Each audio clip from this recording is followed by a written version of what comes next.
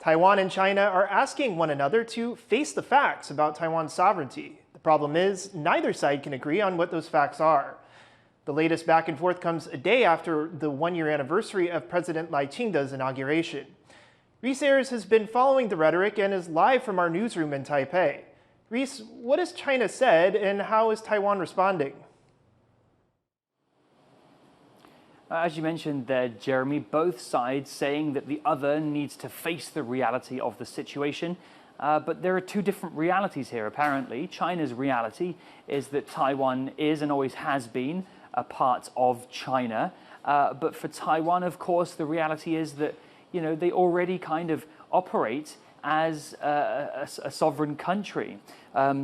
Just this morning, the Mainland Affairs Council and the Straits Exchange Foundation held a joint press conference here in Taipei. They talked about a bunch of issues relating to China and Taiwan, including China's continued harassment of Taiwan militarily, also about the United Front's continued efforts to recruit people outside of China to join Beijing's agenda.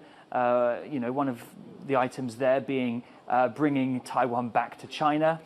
And after that press conference, we managed to catch the Mainland Affairs Council minister who had this to say about the situation.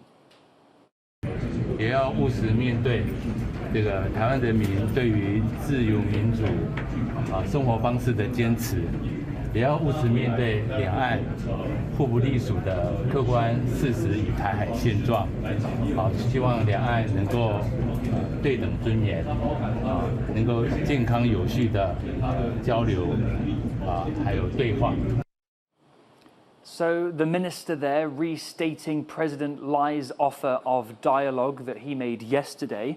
And all this was in response to something, a press release, a statement from China's Taiwan Affairs Office, where they accused Taiwan's leadership of being contradictory, saying that President Lai continues to hold on to his separatist stance and that he relies on support from foreign countries to try and help establish Taiwan's sovereignty, while also at the same time pretending to be willing to have that dialogue.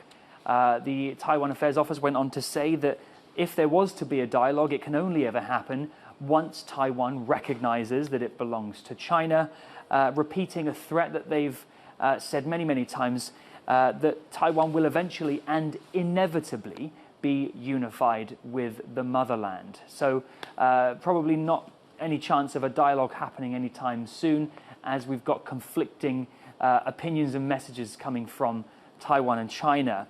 There's no new rhetoric here. These are messages that both sides have been towing for a long time. But this all comes one day after President Lai's inauguration, the first anniversary of his inauguration, where he, as I said, offered dialogue to China on a foundation of equality and dignity.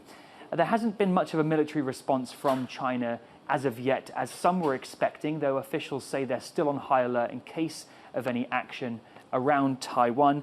China does tend to react with military drills around times like these. Last year, it happened 3 days after President Lai's inauguration. So for now, in Taiwan, folks are still watching the seas and the skies in case of any military response.